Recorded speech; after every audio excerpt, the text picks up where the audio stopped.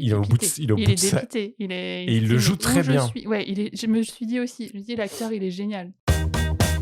Ma sitcom bien aimée. On scrute la saison 1 de ta série comique préférée et on te dit ce que l'on en pense. Suivez les débats d'une bande d'amateurs, souvent nostalgiques, mais toujours sympathiques. Même que des fois, ils font des blagues pas drôles.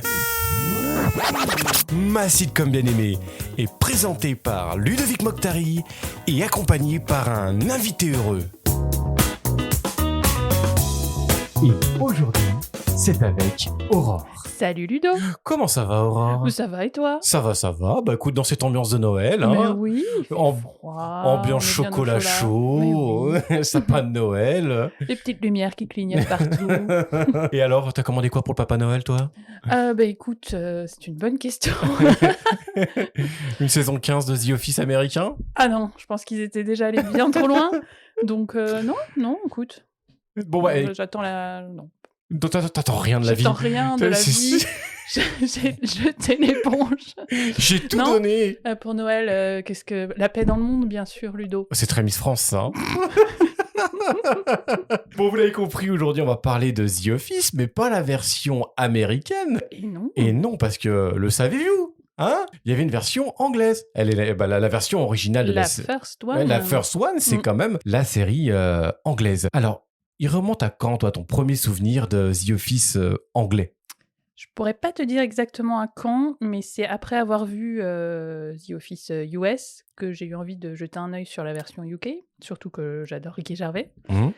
Et à l'époque, je crois que j'avais regardé un épisode. Aïe. Ah oui, ça n'avait pas marché. Ça avait pas pris sur toi. J'avais pas accroché, mais je pense que j'avais pas non plus trop essayé. D'accord. Là, j'ai redonné une vraie chance. Ok. T'es en train de me donner une leçon, là, en fait. Toi qui me dis à chaque fois, pour la version américaine, non, mais faut passer la première saison et ensuite tu verras, ça change.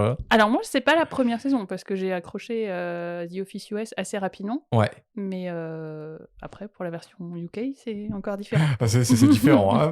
Moi, j'avais donné déjà un shot quand j'habitais à Londres, pour le coup, parce que je me trimballais comme ça dans les magasins et le coffret de The Office UK était vraiment en promo. Il était en promo. Donc, je me suis dit, oh tiens, pourquoi pas ? Mais c'était quand ? Ouh, il y a très très longtemps. Parce que j'ai vécu à Londres de 2011 à 2016. Ok. Donc, c'était un coffret qui était déjà... Oui, sachant que la série date de 2002, 2003. Dans ces eaux-là, on va en parler. Donc, oui, j'ai découvert ça comme ça. Et c'est vrai que quand j'ai découvert la série, ça m'a pas vraiment plu. Oui. C'était très spécial hein, comme univers. Donc c'est la première expérience The Office, c'était UK. C'était UK pour moi, oui. Et en plus de ça, oui, c'était pas la sitcom habituelle. Non, là, c'est du documentary. Et là, il faut s'habituer à ça. Hein. Ouais. Cet esprit un peu faux documentaire et tout ça, c'est assez spécial. Ouais, il faut se mettre dans l'ambiance.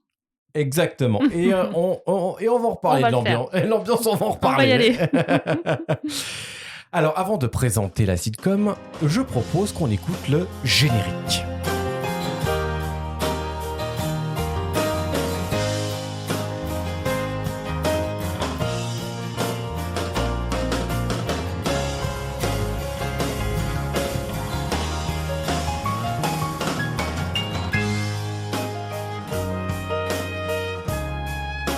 Générique tout à fait simple.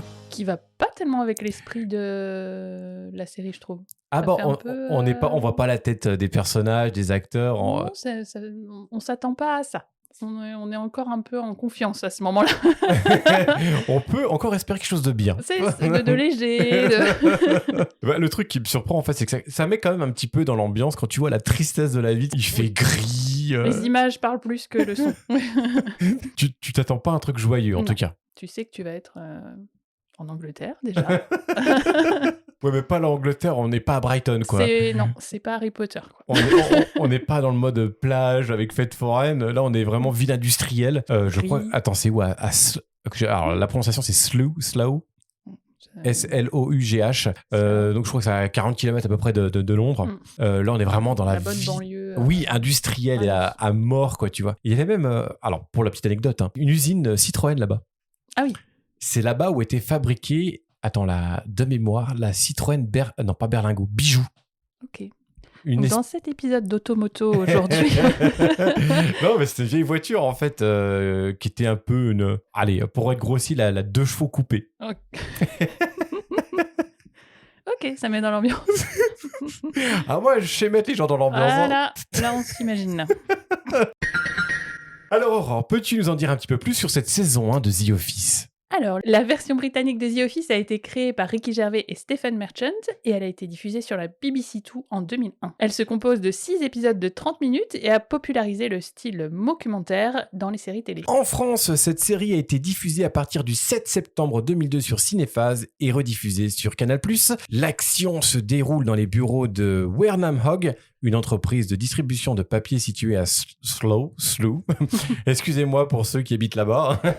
Le directeur David Brent pense être un patron génial alors qu'il est maladroit, égocentrique et souvent inapproprié, c'est peu de le dire. À ses côtés, Tim, vendeur désabusé, partage une complicité avec Dawn, la réceptionniste, pendant que Gareth, l'assistant, joue au petit chef. C'est peu de le dire aussi. Oui, petit complexe d'autorité lui aussi. Oui, oh là, puis la tronche qu'il a, lui.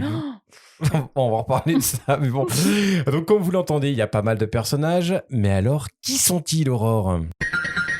David Brent, c'est le boss qu'on redoute tous, pas parce qu'il est méchant, non, juste épuisant. Il fait des blagues douteuses, chante des chansons gênantes, cite Lao Tzu sans comprendre et pense que tout le monde l'adore. David Brent est interprété par Ricky Gervais.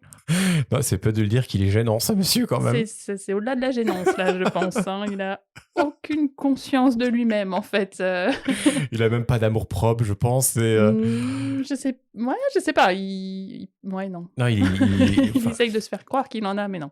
En plus, bah, on en parlera un petit peu plus tard dans l'épisode, là, mais il a un petit peu des tics, notamment avec sa cravate, tu vois, quand il veut se montrer avec un petit peu d'importance, il se la resserre un petit peu, et t'es là, mec, là, t'es gênant, quoi. Mais c'est là aussi toute la brillance de Ricky Gervais là-dedans. Ouais. Enfin, moi, je l'ai trouvé... Bon, j'adore Ricky Gervais. Oui. Clairement, je suis fan. Mais là-dedans, son jeu est exceptionnel. Ah oui, je suis assez d'accord là. Ouais. Surtout sur les subtilités, comment il balance les trucs, même le jeu physique, des fois il se prend des armoires, des trucs, c'est des trucs hyper subtils, mais c'est génial. Il impose le personnage sans problème. Mais je me suis posé la question, quel est le niveau d'improvisation dans cette série ? Parce que tu vois, il sort quand même des grosses saloperies. Et les gens, faut qu'ils restent dans leur personnage quand même. Moi, je pense qu'il y en a pas mal. Et il doit en avoir un paquet, quoi. Il a dû sortir du... Là où je me suis vraiment dit, attends, il doit y avoir de l'improvisation, c'est quand c'est dans l'épisode 2 ou 3, c'est l'anniversaire de Tim, et qu'on lui offre une bite gonflable. Et qu'il arrive direct. Et il se la met sur le front, il fait exterminate. Donc c'est une référence à Doctor Who, tu vois. Mais tu dis ça, mais c'est un truc, c'est obligé, il l'a fait en impro. C'est obligé. Et surtout quand tu vois un peu ce que fait Ricky Gervais, tu vois c'est One ou quoi, tu vois son humour à des kilomètres. Je pense que ça a dû être dur de rester sérieux. Parce que pour le coup, sur la version US, tu vois pas mal de bêtisiers en ligne et tu vois que Steve Carell, il improvisait beaucoup de choses et ça leur faisait faire des fous rires. Là, je n'ai pas spécialement trouvé... de bloopers. Ouais, j'ai pas fait gaffe. Alors j'ai pas cherché, mais ça se sent. Ah oui, non, mais et surtout quand tu vois les acteurs qu'il y a autour, je pense que ça devait se renvoyer des trucs et il devait y avoir des trucs qui étaient écrits en même temps qu'il le jouait, quoi. Bah genre il devait dire peut-être une ligne d'action, genre il va se passer ça, mais il peut se passer plein de choses autour, quoi, tu vois. Ouais, c'est possible. Ouais. Il y a des trucs comme c'était assez improbable. Tim Canterbury, ça me rappelle. T'as pas étudié au collège le fantôme de Canterbury ou un truc comme ça ? Non, mais Canterbury, j'y suis déjà allée. C'est une ville aussi. Ouais. Ça fait très... Très anglais. Ouais, mais anglais un peu de... British. Pride and Prejudice, tu vois. Tim Canterbury est commercial à Wernham Hogg. Tim est le bon ami, il a un bon sens de l'humour, mais il vit toujours avec ses amis. Tim Canterbury est interprété par Martin Freeman. Bon, on le présente plus trop, lui. J'adore Martin Freeman. Il est partout, lui, maintenant. J'aime trop. Il est partout. Il a fait tellement de trucs bien. Ah, bah, c'est un homme de goût. Oui. Il a fait des trucs moches aussi. Ouais, mais on lui pardonne. Black Panther. Non, tu penses à quoi ? Ah, ouais. J'ai pas vu. Ouais, non. Il joue dans Black Panther ? Il joue dans Black Panther, oui. Il fait quoi ? Attends, c'est quoi un Non, c'est pas un braconnier. Attends, c'est quoi déjà ? Je ne saurais plus te redire. Okay. Mais c'est un ami de mémoire. Ok. Mais Bah, non, mais il m'a pas du tout de toute façon, j'allais pas regarder Black Panther pour la performance de Martin Freeman. Pour Martin Freeman, a priori, non, c'est pas ce qu'on va chercher dans Black Panther. Non, mais c'est pas je trouve pas que ce soit un très bon film en soi, donc pas remarquable. Non, mais ouais, H2G2, Sherlock, Cornetto, enfin... c'est un bon acteur. Ouais. Et il a une gueule un peu de passe-partout. Ouais, c'est un peu Monsieur Tout-le-Monde. Ouais, mais je sais pas, il dégage un truc... quand tu revois Love Actually, qui a très mal vieilli, faut le dire, moi, c'est un des seuls passages que j'aime encore bien, c'est son personnage. Attends, mais c'est lequel? Ah, mais oui, quand ils sont à poil. Là. C'est les doubleurs lumière d'acteurs porno. Déjà, je trouve que ça, c'est très drôle comme lieu de rencontre. et ouais, c'est encore le passage qui me fait rire. D'accord. Attends, je me souvenais même plus de lui. Moi, je me souvenais de Hugh Grant avec sa secrétaire, c'est ça? Oui. J'étais amoureux de la secrétaire quand j'étais ado. Oh, ouais. C'est mignon. Ouais, j'étais amoureux. J'ai beaucoup été amoureux. Oh, mais elle le savait pas. Elle le savait. C'était à sens unique. Non, en plus, il est très bon dans son rôle là Martin Freeman est génial. De Tim là, il te fait passer pas mal d'émotions. Il est très subtil. Très subtil, parce que t'as ce côté désabusé, t'as le côté amoureux, ouais. t'as le côté... Le côté amoureux. J'aime beaucoup dans son personnage, justement, le côté amoureux. Oui, parce que c'est bien fait. Ouais. Et c'est un peu moins... Enfin, c'est plus subtil que la version US, pour le coup, je trouve. Ouais, peut-être, j'ai pas vu, mais... non, c'est un peu... On en revient toujours au même. Oui, mais c'est... Ouais. Tu sens plus le côté, je garde ça pour moi, mais quand le côté même, anglais. Oui, c'est vrai. Réservé. Un côté, on ne partage pas ses émotions et tout. Un peu de pudeur, tu vois. Ouais. Et je l'ai vraiment remarqué dans cet épisode, tu sais, où on en parlait de la formation, où il apprend que Dawn, elle serait peut-être plus en couple avec Lee, donc son copain, et que lui dit, ça y est, il y a une opportunité et tout. Il va proposer, et puis pour aller boire un verre. Non, mais en fait, je suis toujours avec Lee. Ouais. Et comme il repart, ouais, il fait... Et ces scènes étaient vraiment... C'est ça qui est un peu touchant, pour le coup, dans le truc, parce que les autres... alors, je suis assez touché aussi par David Brent, mais pas de la même manière. Oui. Je vois ce que tu veux dire. Alors, ça, on en parlera après dans les épisodes, les trucs qu'on a aimés, parce qu'il y a beaucoup à dire sur ça.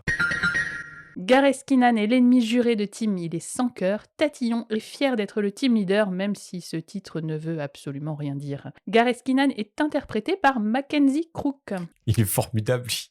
Il est génial, il est tellement malaisant. Tellement. C'est horrible. Tu sens que ce monsieur, il a pas de vie. C'est horrible. Non, mais toi, c'est typiquement le genre de mec qui sent les feutres, tu vois. C'est étrangement spécifique, mais ok.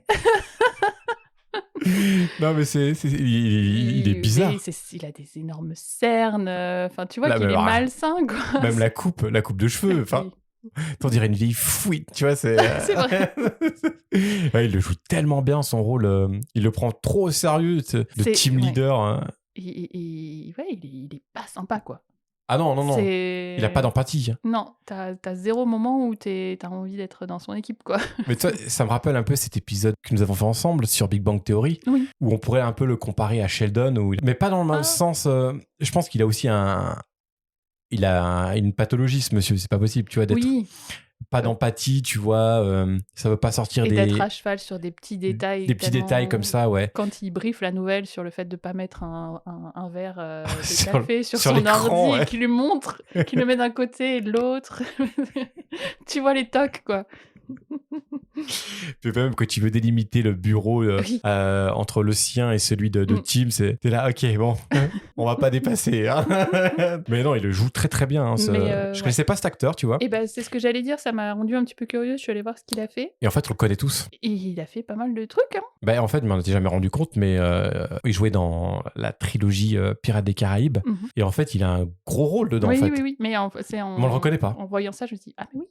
Ouais. Et alors, je sais pas, c'est une info. Il a fait un film qui s'appelle Sex Lives of the Potato Man. Je connais pas. C'est normal, je pense. Mais le titre m'a intrigué, tu vois. Attends, j'ai entendu sexe et Potato Man. Sex Lives of the Potato Man. C'est un film à voir, ça, je pense. Je pense qu'il peut y avoir moyen de s'amuser. Si c'est de l'humour anglais, franchement, je fonce. Si vous regardez, dites-le nous. Parce que moi, je vais regarder. Et on en fera un podcast. Voilà, épisode spécial. Ensuite, nous avions Dawn Tinsley. Elle est la réceptionniste de Wernham Hogg. Je n'arriverai jamais à prononcer de la boîte, quoi. Ouais, de la boîte, quoi. C'est la réceptionniste de la boîte. Mais elle est surtout la larbin de David Brent. Dawn Tinsley est interprétée par Lucy Davis. Alors, je la trouve particulièrement brillante dans ce rôle. Non, je n'utilise pas trop de superlatifs, mais elle a vraiment... je trouve qu'elle a vraiment une belle part, en fait. Enfin, on lui a pas donné n'importe quoi. Oui. Elle a vraiment un truc à défendre entre son... On va appeler ça un triangle amoureux entre son copain et avec Tim. Son fiancé. Et comment elle doit réagir avec une énergumène comme David Brent à côté. Parce que des fois, il y va vraiment fort. Ouais, tu le vois dans ses yeux à elle. Elle réagit pas, mais tu le vois, quoi. C'est là toute la beauté, je pense, de ce qu'elle fait. Et ça, c'est la question que je me posais, en fait. Qu'est-ce qui me fait vraiment marrer ? Est-ce que c'est ce que David Brent dit ou comment les gens réagissent aux saloperies qu'il peut dire, quoi, tu vois ? Des fois, c'est waouh. Mais dès le tout premier épisode, quand il jette le fax, là, ou le truc qu'il a reçu et qu'après une vous avez regardé, bah non, tu l'as acheté. Non, mais non, je l'ai pas acheté. La mauvaise foi. Ouais, bah oui, bah ça. C'est aussi assez typique. Ouais. Alors, bien sûr, il y a plein d'autres personnages récurrents, mais on en reparlera au fur et à mesure s'il y a besoin. Donc, Aurore, quel a été ton personnage préféré ? C'est le gros moment, là. Alors, si c'est le personnage, c'est clairement Tim, parce que c'est le seul où tu peux te dire « Ok, je serais peut-être pote avec lui au bureau ». Et dans les acteurs, ça reste Ricky Gervais, moi qui m'a ébloui. Oui, il est très fort là-dedans. En fait, je réfléchis, je ne sais pas quel personnage j'ai vraiment préféré. Ouais. En fait, j'ai l'impression que c'est vraiment ils font qu'un, en fait, assez bizarre. J'ai pas l'impression d'avoir rendez-vous avec un personnage ou une bande de copains là. Non. T'as l'impression d'aller au bureau, les énergumènes que tu pourrais trouver au travail. Et moi, ça me fait pas trop rêver, quoi, pour être honnête. Non, ce genre de collègues, non, clairement. Mais c'est vrai que les uns vont pas sans les autres. Tu sais qu'ils se nourrissent les uns des autres. Au niveau du comique, en tout cas. C'est pas très sain. Non, c'est sûr. Tu me donnes un collègue comme Gareth, je démissionne, clairement. Même comme David Brent, ça tu restes pas longtemps. Non. Cet épisode là où il recrute une secrétaire. Lui, il finit avec des avis glace d'or gratinés. Non, mais il réfléchit à la façon dont il va l'accueillir dans son bureau et il choisit la pire, quoi. C'est vrai. Je le vois dans son siège. C'est horrible. Déjà, il attend. T'imagines, t'arrives en entretien en face de ce mec, quoi. Déjà, il attend sur son bureau d'une façon un peu semi-couché, la main sur la tête, et ensuite interview face à face avec la meuf qui est forcément en jupe. Mais oui. Et je vais poser mon papier par terre, tu sais, mais c'est. Tu sais, t'es là, tu dis. C'est malaisant. C'est très malaisant. Il n'y a pas d'autre mot. La façon dont il la regarde et tout. Ouais, non, il est horrible. Mais il le joue tellement bien. Il le joue tellement bien, ouais. C'est fou, hein. C'est fou. Moi, j'avais pas trop de doutes. C'est vrai que j'ai regardé pas mal de trucs à Afterlife, bijou absolu sur Netflix. Mais là, de le voir dans ce rôle en plus, qui a lancé, je pense, sa carrière et toutes les séries The Office, tu vois son génie, quoi. Ah, bon, complètement. C'est fou. Mais tu vois, je pense qu'il peut pas. C'est le genre d'acteur qu'il y a un humour que tu peux pas mettre dans chaque pays, tu vois. Tu vois, aux États-Unis, il sera peut-être trop politiquement incorrect, même s'ils aiment l'inviter pour les remises de récompenses et tout.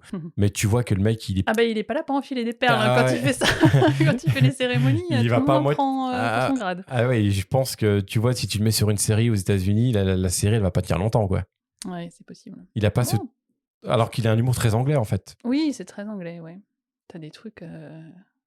Dans Afterlife, t'as quelques blagues qui sont ultra limite. Mais ça passe, c'est Ricky Gervais. Je le suis sur Facebook. Oui, j'ai dit Facebook. Et franchement, des fois, il te sort des trucs, c'est des dingueries quand même. Des photos ou des trucs. Et à côté, tu vois, il a ce côté.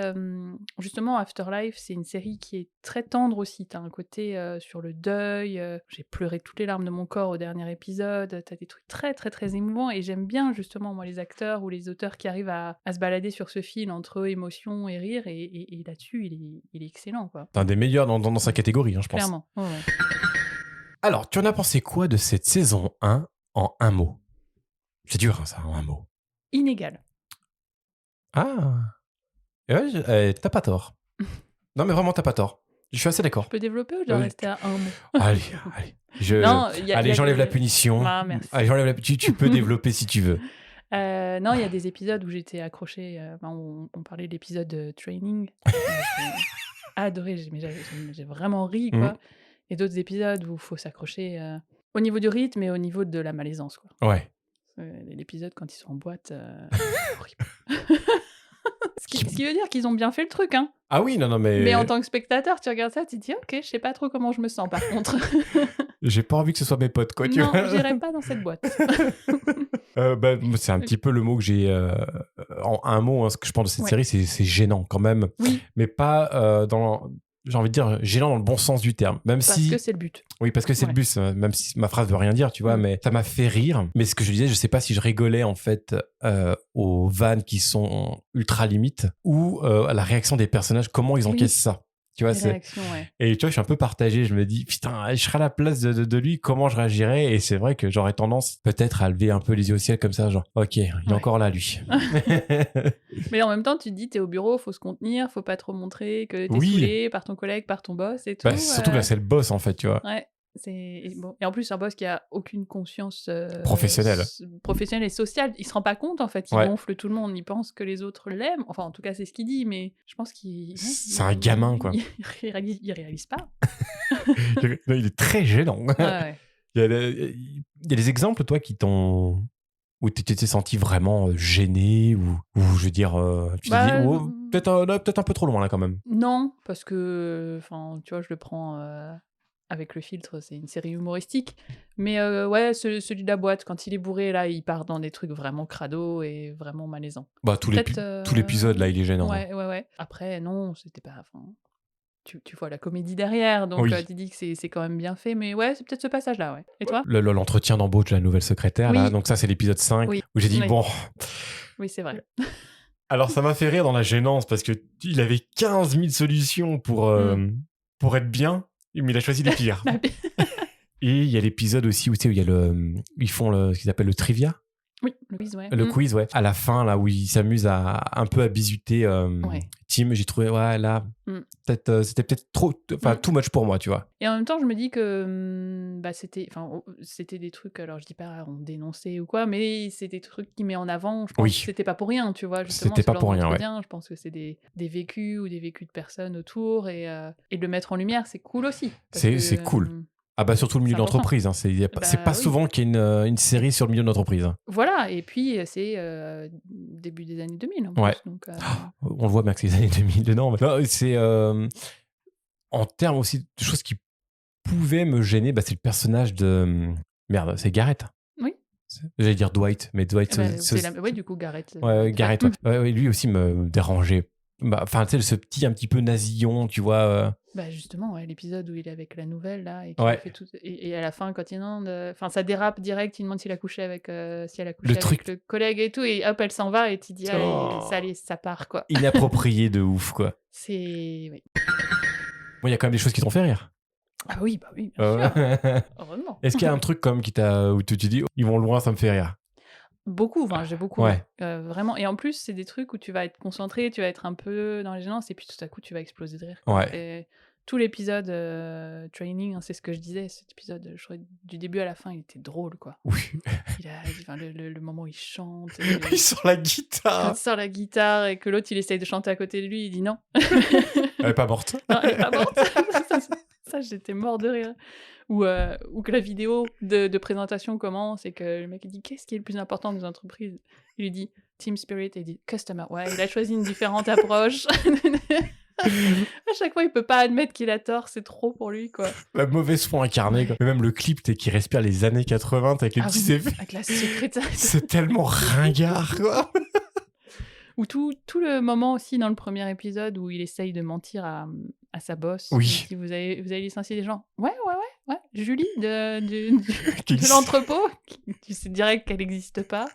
Mais comment il le fait, quoi. Et tout ce qu'il essaye de... Qui balance des mots qui ont aucun sens. Profit management.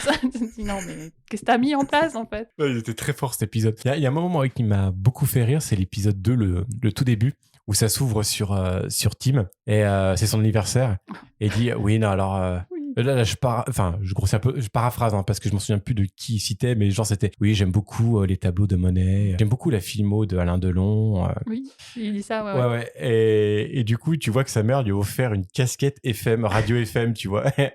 Casquette avec radio intégrée. Avec radio intégrée, et donc il va lui offrir une bite en plastique, mais énorme en plus, tu vois. Tu te rends compte que personne ne connaît Tim, quoi. Pauvre. T'as juste envie de lui faire un câlin à ce moment-là, tu te dis bon. Et en plus, j'ai trouvé le timing qui était vraiment parfait parce qu'ils t'ont tellement bien amené le truc. Oui. Genre, ça commence vraiment, c'est très subtil. Oui. Et après, bah alors là, c'est festival, quoi. C'est festival, quoi. C'était tellement drôle, ça. Oui, puis là, pour revenir sur l'épisode de la formation, ce qui m'a fait rire, c'est le formateur, quoi, qui est complètement. Il est au bout de ça. Il est dépité. Et il le joue très bien. Je me suis dit aussi, l'acteur, il est génial. Tu sens toute la fatigue dans son attitude, il en peut plus, quoi. Mais en plus, il me faisait limite pitié parce que il était tout seul pour son déjeuner, tu sais, à manger ses chips et tout. Et après, les employés de David Brent ne revenaient pas. Donc, il tapait sa meilleure sieste dans la salle de formation. Et David Brent, il arrive avec Gareth, il parle d'un truc comme ça, et le formateur, il dit bon, on va peut-être recommencer. Et puis David Brent, il fait attends, c'est pas le moment là. Le gros bâtard. Le pauvre. Mais c'est pareil, alors un truc, je suis désolée, hein, c'était pas hyper subtil, mais j'ai explosé de rire quand Gareth il rejoint la formation à un moment et qu'ils sont tous en train de parler de leurs rêves dans la vie. Ils lui disent on parlait de nos rêves, c'est quoi le tien? De lesbiennes. Préférablement des sœurs, et moi je regarde. Je suis désolée, mais ça m'a fait beaucoup rire. J'ai explosé de rire, je m'y attendais pas. Et je me dis, mon Dieu. Et Tim qui rajoute à côté, je veux bien entendre encore sur les rêves de Gareth. Ils ont aucun filtre. Ah non, Putain, t'imagines un collègue qui sort ça, tu meurs sur place, quoi. Non, je n'imagine même pas ça, tu vois. J'ai travaillé peut-être 10 ans dans le milieu d'entreprise. Je n'ai jamais eu... Enfin, je n'ai jamais entendu de truc comme ça, quoi. Non plus, heureusement. Là, franchement, ça serait vraiment too much. Ouais. Et mis à part... bon, il y a des scènes qui t'ont gêné, qui t'ont fait rire. Est-ce qu'il y a une scène qui t'a provoqué une autre émotion, on va dire, dont tu voudrais nous parler? C'est une bonne question. Non, je crois que le rire et la gênance, ça résume plutôt bien. Peut-être un peu d'affection pour Tim, parce que c'est le seul qui est un peu normal, à peu près, et qui essaye tant bien que mal, tu vois, quand de survivre. Quand il dit qu'il veut démissionner, qu'il va retourner à l'université, et puis qu'après, l'épisode d'après, il dit à Dawn, non, je vais rester... Ça te fait la peine. Ce moment en plus dans la cafétéria quand ils sont tous les deux, où tu sens qu'il y a un malaise, t'es là, Lui, il reste aussi pour elle, quoi. Tu sens qu'ils s'aiment, mais que ça sera pas possible pour le moment, peut-être. C'est la saison 1. Ouais, c'est la saison 1. Faut se dépêcher, il reste une saison. Moi, il y a un truc qui m'a vraiment marqué, et c'est au sujet de David Brent. C'est son rapport avec son pote... Attends, c'est Patrick? Non. Ah, je sais plus son nom. Merde, je sais plus son prénom. Et oui, t'as l'impression qu'il l'admire. Ah, mais de fou. De fou. Il compte sur lui pour le quiz et tout, parce qu'il est vachement fort et tout, machin. Il essaie de s'immiscer dans ses blagues. Tu sens qu'il a une profonde admiration, et qu'en fait, ce mec, il le prend pour un larbin, tu vois. Oui, parce que ce mec, c'est le plus horrible. Il est horrible. Tu penses que t'as fait le plus horrible, mais non, il y en a encore un. Ah, lui, il est vraiment dégueulasse et tout. Il est horrible, ouais. Et là, tu vois, David Brent, c'est là où je disais tout à l'heure qu'on pouvait avoir de l'empathie pour David Brent, parce que tu sens là que... T'as un peu pitié pour lui là, à ce moment-là, et tu dis qu'en fait non, il y a peut-être autre chose aussi chez ce personnage. Et ça, en tant qu'acteur et en tant qu'auteur, faut y arriver. Ouais, faut y arriver. Et moi, c'est ce que j'avais adoré dans la saison, dans la version US, parce que c'est celle que j'avais découvert en premier, et où je me disais que c'était le génie de Steve Carell qui faisait ça, d'arriver à le rendre attachant alors que tout ce qu'il dit et tout ce qu'il fait, ça va pas. et en fait, tu te rends compte que c'est Ricky Gervais, il l'a fait en premier. Alors, ils le font différemment, mais d'arriver à rendre empathique un personnage horrible, moi, j'admire ça. C'est fou. Enfin, ça, c'est vraiment un de mes points faibles où je me dis, c'est brillant. Les deux, alors la version américaine, je peux pas trop dire, mais ils l'ont un petit peu tous les deux. Enfin, j'ai l'impression, c'est un peu des gamins, les deux. Oui. C'est des gros gamins. Alors que dans la version française, c'est un petit peu autre chose. Mais ça veut pas dire que c'est mal. D'accord, ça m'intrigue maintenant. Est-ce que tu vas vraiment arriver à me faire regarder le bureau? Est-ce qu'on en est là? Parce que ça m'intrigue. Bon, là, on fait une grosse aparté, mais je trouve qu'on l'a vraiment On l'a un petit peu critiqué à tort, cette série. Ouais. Mais Alors, avant que tu m'en parles, je savais pas, moi, qu'il y avait une version française. Ah, moi, je te préviens, c'est pas la série Donc, du siècle non plus. Hein. Oui, C'est pas non plus, si ça a fonctionné que 2 saisons, non, une saison, c'est pas pour rien. c'est pas pour rien. Ouais. Mais, Mais est-ce que c'est un humour qui passe en France, justement eh ben justement, en fait, c'est un petit peu, je pense, le même problème qu'il y a eu avec la version américaine, c'est qu'ils ont fait les mêmes scripts. Tu vois, et la version américaine, au bout de la saison 2, ils sont appropriés la série. Et je pense que la française, c'est ce qui manquait aussi. C'est copier-coller d'adapter un petit peu. ouais. Oui, c'est Les scripts sont copier-coller, tu vois, et du coup. T'as la graffeuse dans la gelée, t'as tous les Alors, trucs, c'est pas dans la gelée dans la version française. Ah, tu vois, il y a une petite différence alors. Et sur certaines vannes, en fait, ils ont un petit peu modifié. Ok. Bah, de toute façon, il fallait aussi se mettre sur le contexte local, hein, géographique. Ouais, on mange pas beaucoup de gelée, nous. On n'en mange pas, nous.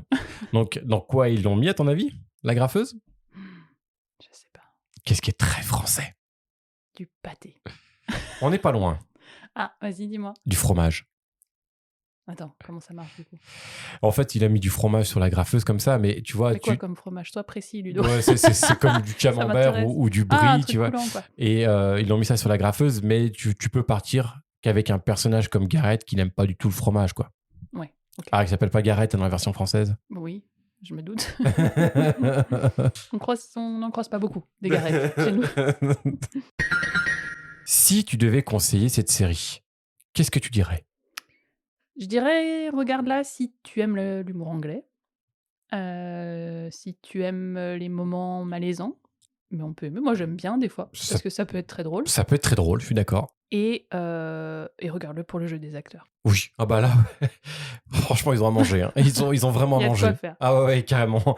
Et toi?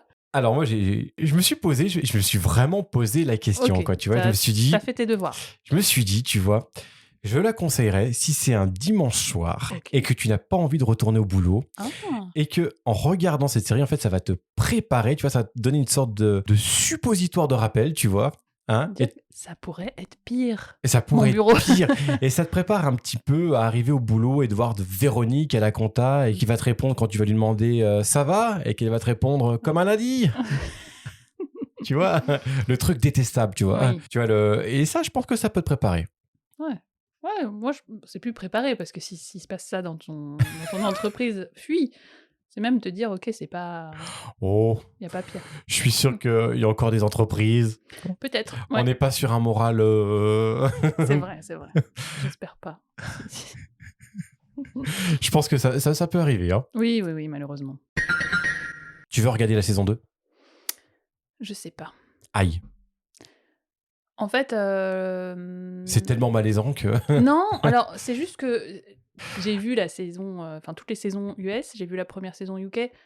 Je me dis que j'ai fait peut-être le tour. Tu vois, je vois pas une attirance à me dire « Ah, faut que je regarde la saison 2 pour voir ce qui va se passer ou quoi. » J'ai l'esprit du truc. Oui. Et toi? Donc tu veux pas regarder la version australienne, la version une québécoise? Tu m'as un petit peu intrigué pour le bureau, regarder un épisode. Allez, mais je pense que je vais pas faire le tour du monde. Je te filerai le DVD. Mais tu l'as fait? Il est resté sur mon bureau pendant 6 mois. Moi, je regarderais peut-être pas, non. Ouais. Non, parce que déjà, en fait, tu vois, j'ai regardé en doublon la série anglaise et la série française et j'étais là... C'est du copier-coller. Donc, tu vois, j'ai besoin de voir un petit peu autre chose. Donc, peut-être la version australienne, s'ils n'ont pas...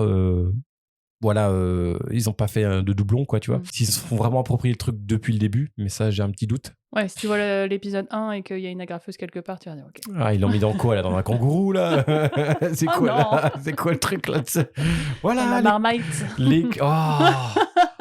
C'est dégueulasse, ce truc.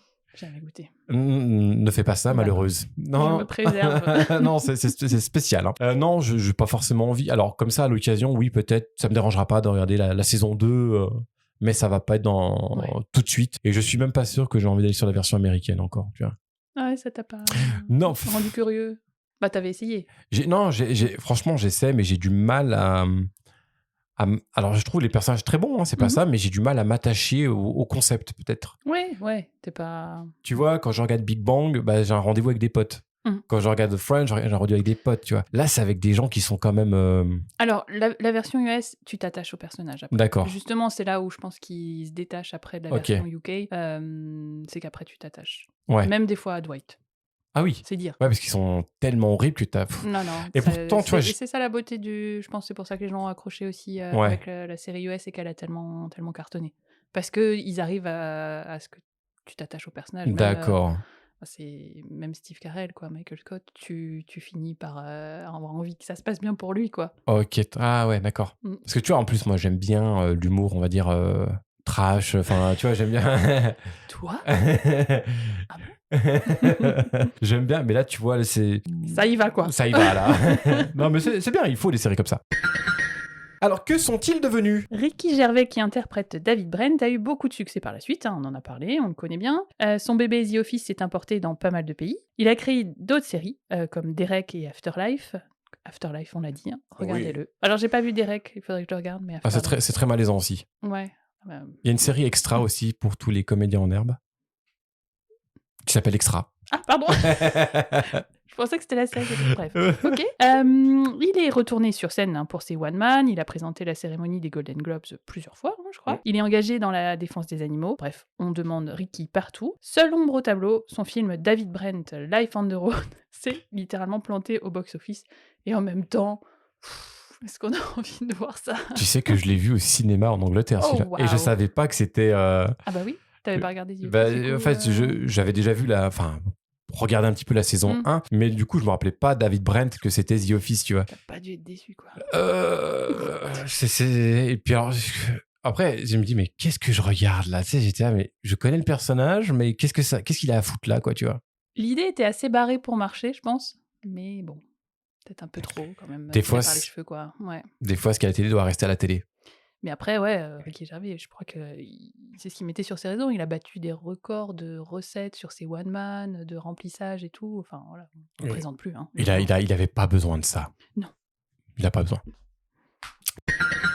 Martin Freeman, qui interprète Tim Canterbury, est lui aussi très demandé. Il a joué dans la trilogie du Hobbit, dans Black Panther, dans Sherlock. Bref, sa page IMDb est aussi grande que mon avant-bras.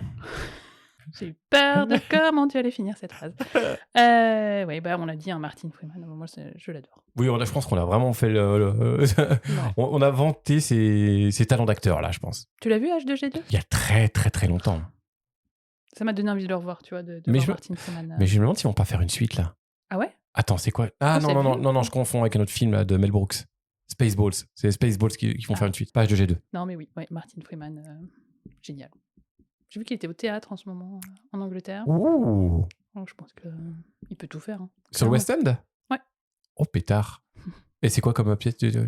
Je sais pas, j'ai vu juste l'affiche. Il est avec un autre mec.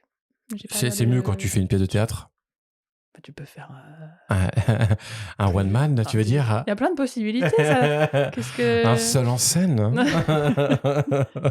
Non, j'ai pas vu ce que c'était, pour le coup. D'accord. J'ai un petit peu scrollé, mais... Ouais, je pense que c'est pas sa première pièce. Hein. Je pense que... Oh, c'est un bon. Voilà. Ah, il a du talent, là. Il tourne. Oh là, loustique.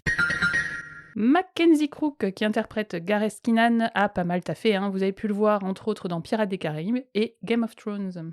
Tu vois, je connais pas forcément cet acteur.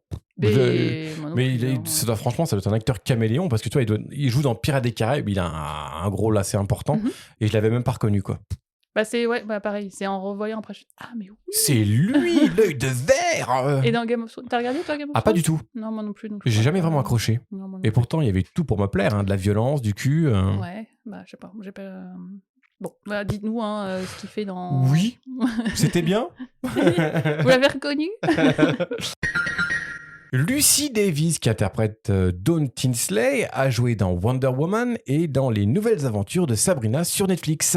Et elle a aussi une carrière bien remplie. Voilà, c'en est tout pour les acteurs. Mais bon, c'en n'est pas fini avec The Office, parce que comme on l'a dit, The Office est vraiment une série très lucrative. Si vous aimez les franchises, c'est la série qu'il vous faut. Elle a été adaptée partout dans le monde. La plus connue, bien sûr, on en a parlé, c'est la version américaine avec Steve Carell, qui va avoir un spin-off en 2026. Ah bon ? Eh oui, j'ai lu ça. C'est le même showrunner, et en fait, ils vont adapter l'entreprise qui est en face, apparemment. concurrent ou une entreprise concurrente ou un truc comme ça. Donc ce sera plus les mêmes personnages, c'est juste le même concept. Mais ils effacent pas l'idée que les acteurs originaux fassent un petit coucou. Ouais, il y a un petit coucou, quoi. La dernière version en date nous vient de l'Australie et elle est disponible sur Prime Video. Il y a aussi une version française, on en a parlé, qui s'appelle Le Bureau avec François Berléand. Mais ça, on en parlera une prochaine fois. T'es sûr ? Pratiquement. En tout cas, merci de nous avoir suivis aujourd'hui pour parler de The Office. Ça va, ça s'est bien passé pour toi ? Mais oui, c'est un plaisir de parler de The Office et de Ricky Gervais et de Martin Freeman. De l'humour anglais. Et de la gênance. En attendant, on vous souhaite de bonnes fêtes de fin d'année. Joyeux Noël, bonne année. Mangez bien, buvez bien. Soyez gâtés. Voilà, une petite bise au Papa Noël, pour ceux qui y croient encore. Non, c'est pour ceux... Non. Et on vous dit à dans 15 jours pour un épisode de ma sitcom bien oubliée. Ah, et aussi, il y aura peut-être une petite surprise en fin d'année. Restez connectés. T'en dire un peu qui parle. Allez, bonne journée à vous. On se dit à très vite. Salut. Salut. Merci d'avoir regardé ce nouvel épisode de ma sitcom bien aimée. Si tu as aimé cet épisode, n'hésite pas à claquer un pouce, à balancer un cœur ou à écrire un commentaire. En attendant, je te kiffe, je te bise et je te donne rendez-vous dans 15 jours pour un nouvel épisode. Allez, ciao!